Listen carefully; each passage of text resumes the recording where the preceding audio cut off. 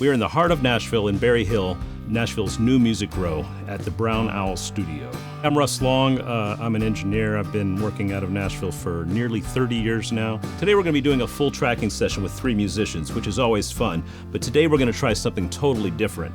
So today when I send each musician their headphone mix, I'm going to use something called Waves NX Virtual Mix Room plugin, along with a little device called the NX Head Tracker. We are going to record with 3 musicians who will be monitoring through NX during the tracking session, which is very exciting. The headphone monitor mix is critical when tracking. I think how well musicians are hearing each other and hearing themselves makes a huge difference in how well they can perform. So a lot of times engineers don't give it enough time and consideration, but making sure each player hears really well can make a world of difference in a session. What I'm hoping is that NX will give each musician a better, more open, more natural headphone mix that will result in a better performance.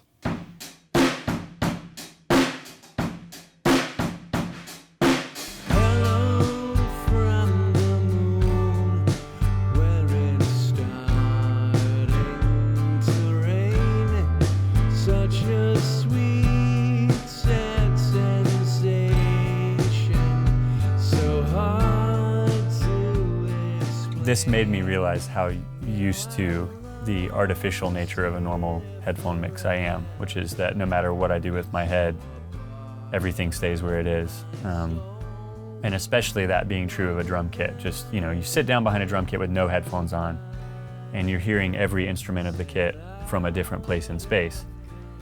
You can kind of rebuild that with a good headphone mix where you've got your toms panned out and you've got your overheads panned out.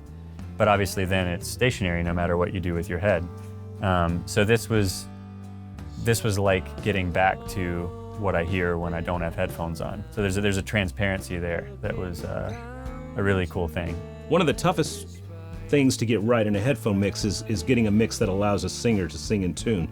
Even with a lot of pitch reference instruments being turned up, sometimes the singer has a hard time in finding their pitch reference. You've, I'm sure, many times seen a singer holding an ear while they're singing or taking one headphone off because they're trying to get the sound of hearing themselves in the room, but yet they want to make sure they hear the stuff in the Q mix that can only be found in the Q mix. That's something that NX does really well because it can give them the feeling of being in the room without having to try to do something with their ear or pull one ear off. I mean, it does that automatically. They can have both ears on and create that.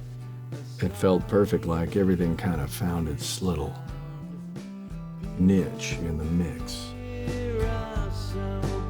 As I got used to it, I really enjoyed it. It put air around everything that I had been hearing. It went from a rather flat sort of stereo mix to having all this depth and dimension.